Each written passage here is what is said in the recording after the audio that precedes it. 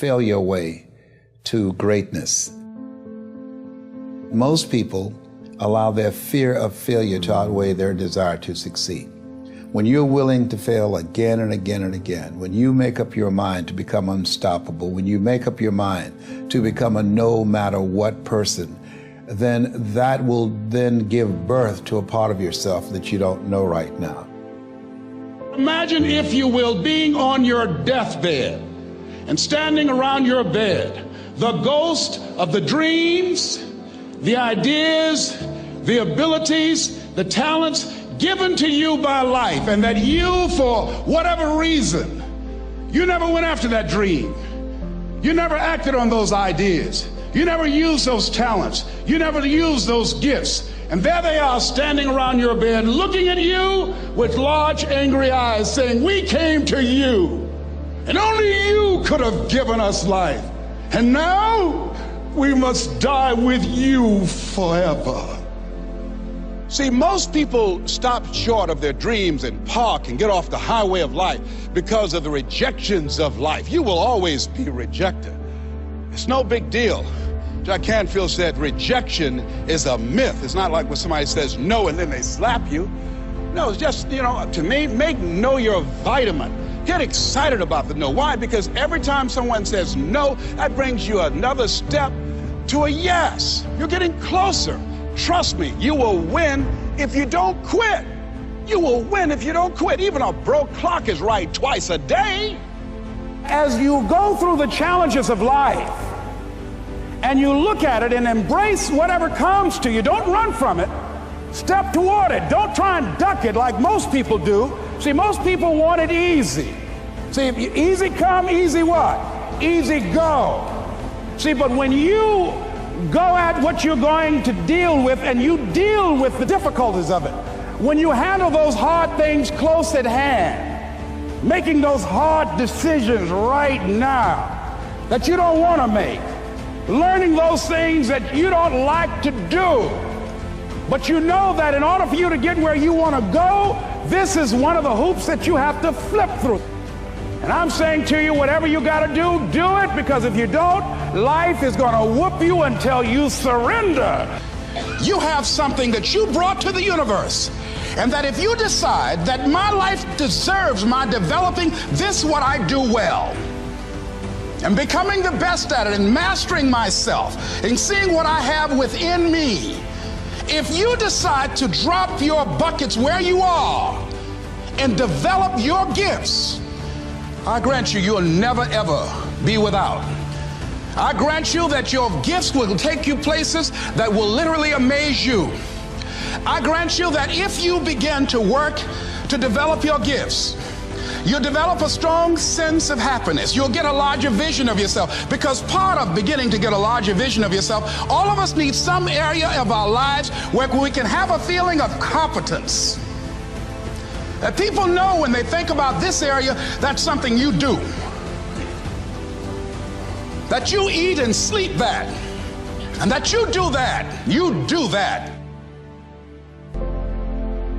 Changing is not easy. That changing your life, changing habits, reinventing yourself, picking yourself up after life has knocked you flat on your back. I've got to say, when life knocked you down, try and land on your back, because if you can look up, you can get up. Well, that sounds cute, but that's not easy. When I was diagnosed with prostate cancer 17 years ago, that first time that happened, I said, hey, I can handle this.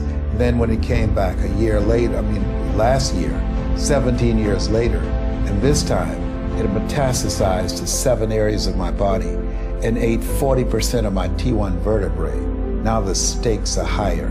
Is this life saying, okay, Mr. Motivator, you beat cancer the first time. What you gonna do now? I started laughing. When the doctor told me, he said, why are you laughing? Are you in denial? I said, no. I said, I feel like Mother Teresa. He said, what do you mean? She said, Lord, I know you know how much I can bear. I just wish you to have so much confidence in me. I said, the stakes are higher.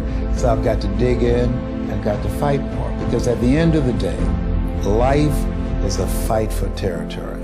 And once you stop fighting for what you want, what you don't want will automatically take over. And so it's a fight, it's a challenge in life every day. And what we have to do is embrace it. What we have to do is see it as a project to be worked on. In life, you will always be faced with a series of God-ordained opportunities, brilliantly disguised as problems and challenges. And so I see even cancer as a gift, as a God-ordained opportunity. If you died today, what dreams, what ideas, what talents, what books, what music, what leadership, what voice will die with you? There are a lot of people who are biting their fingers in fear that they might lose their jobs. But there are few people who have decided within themselves, I'm going to make it. Some people aren't waiting to be cut.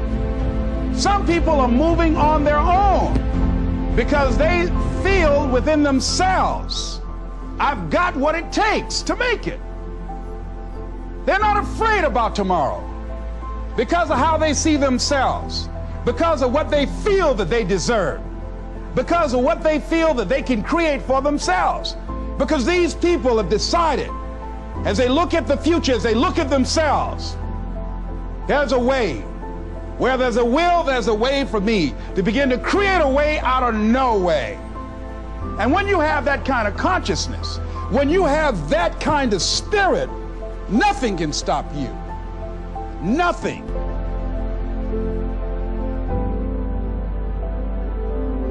There's no secret to success. There's a system to success. And no matter what organization you become a part of, the system works if you work it. If you don't work it, it won't work. But it works if you work it. And that's one four-letter word that most people don't like. They're not willing to work.